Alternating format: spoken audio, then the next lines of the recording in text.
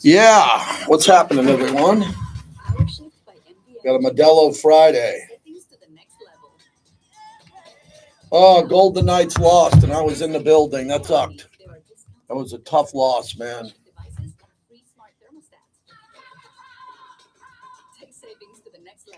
Raiders rookie camp.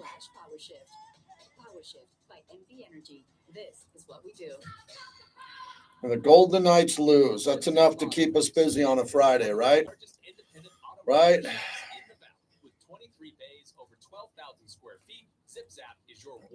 VGK down 0-2. Wow. NBA playoffs. All right, just got the Watch Live YouTube Raiders. So here we go. All right, let's do a radio show today. Thanks for coming in early. The people that come in early, dedicated, we thank you.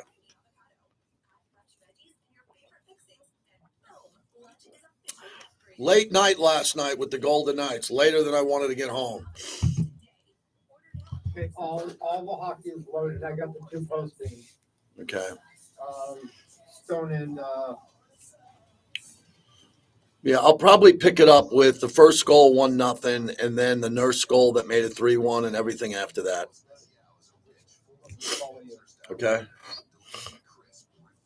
Yes.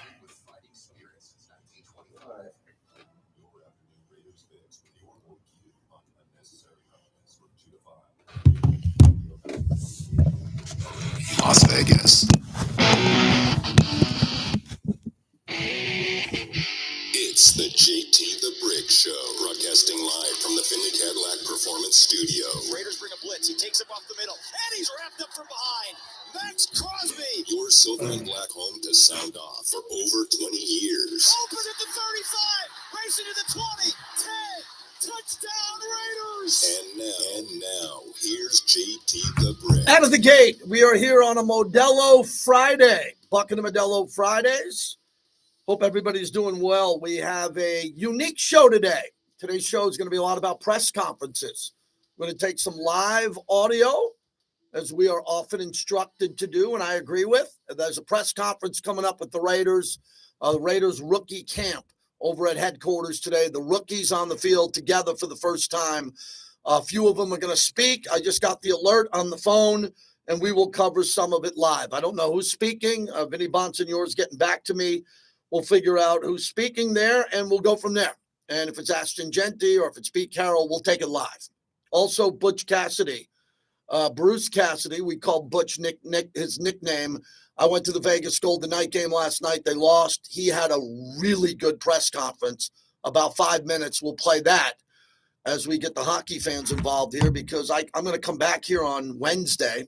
I'm leaving for Scottsdale after the show for a couple days, and it doesn't look like Vegas will be playing hockey next week.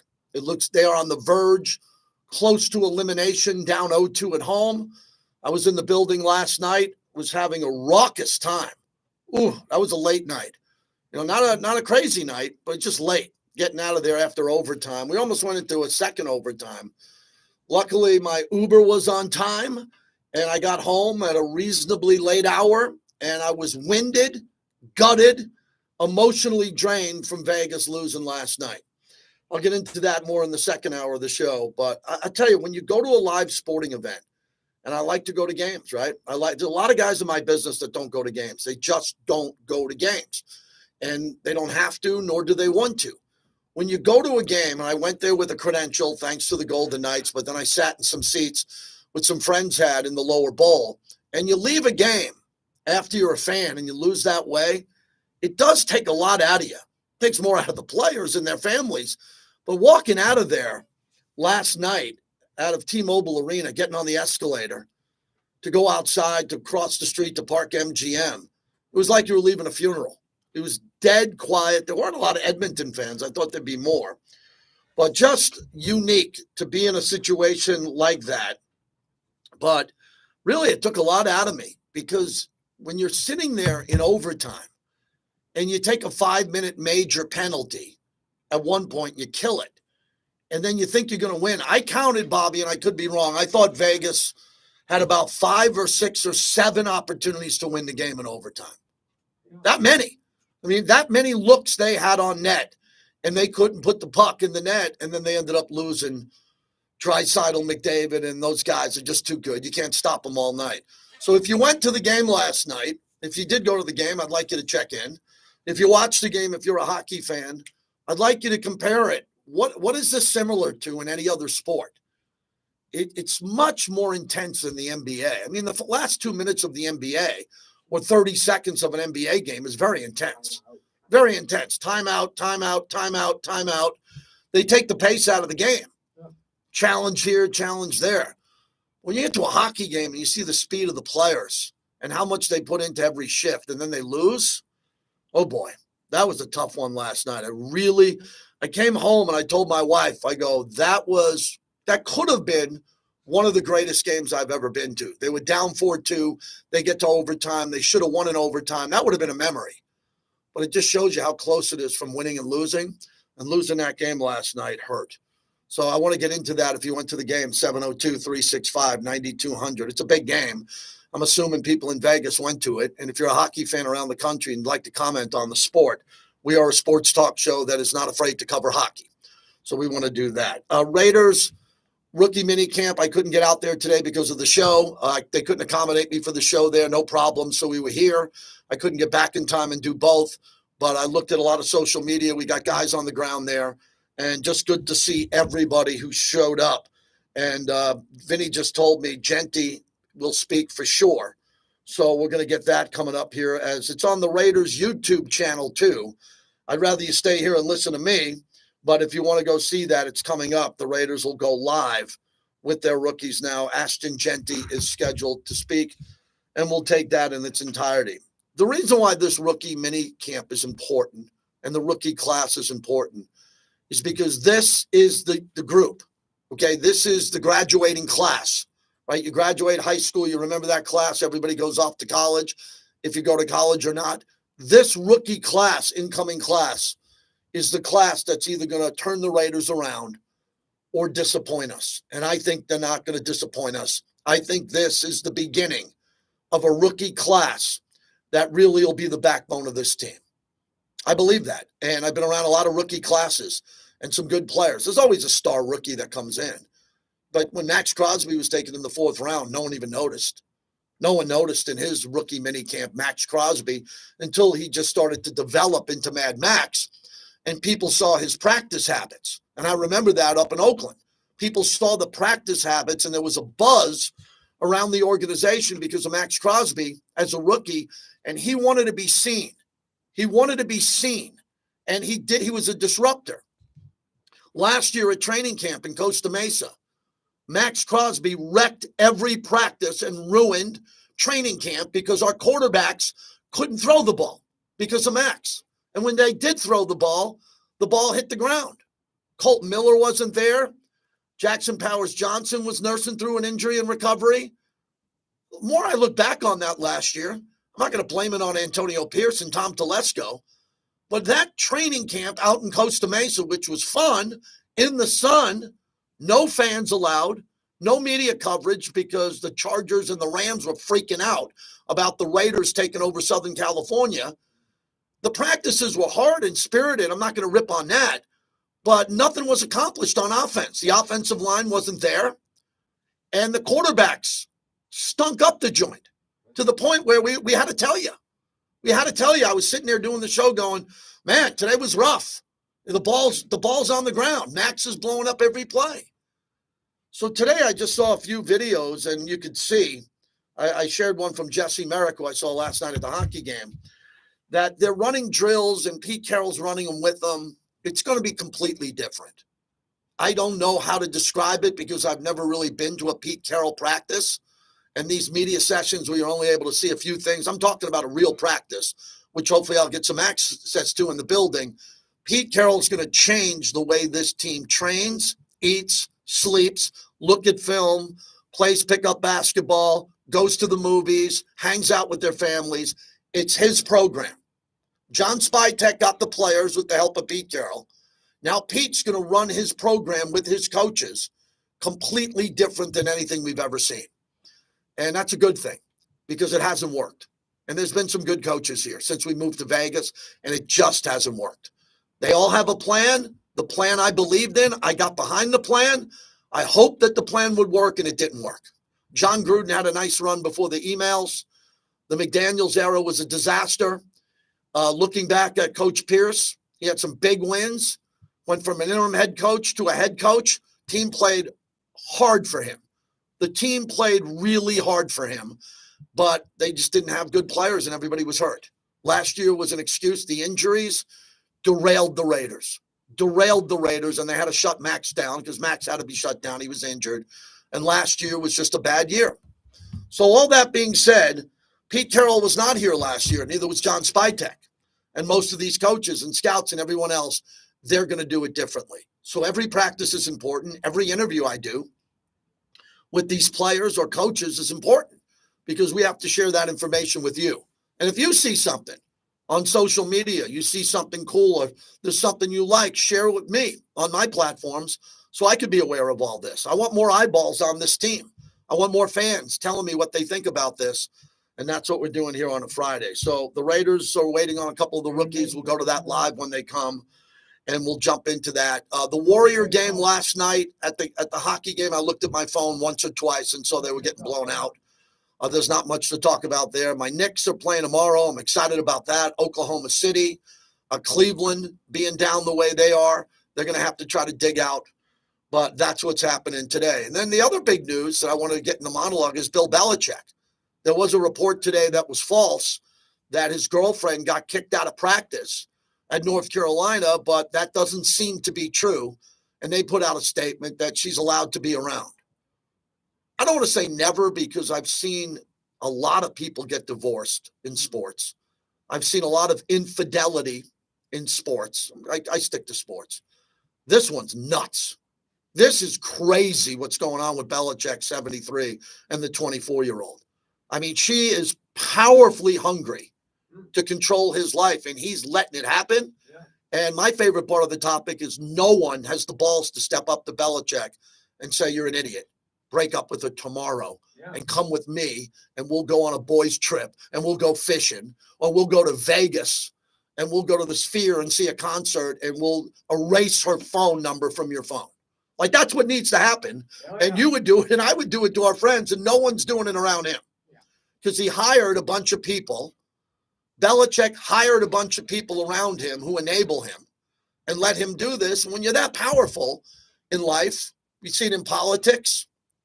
Wink, wink. We see it in politics all the time, where if you enable people around you to do whatever they want to do, well, they're not going to tell you, the boss, to stop doing what you do because they're going to get let go. So that story is brewing, and it's brewing big.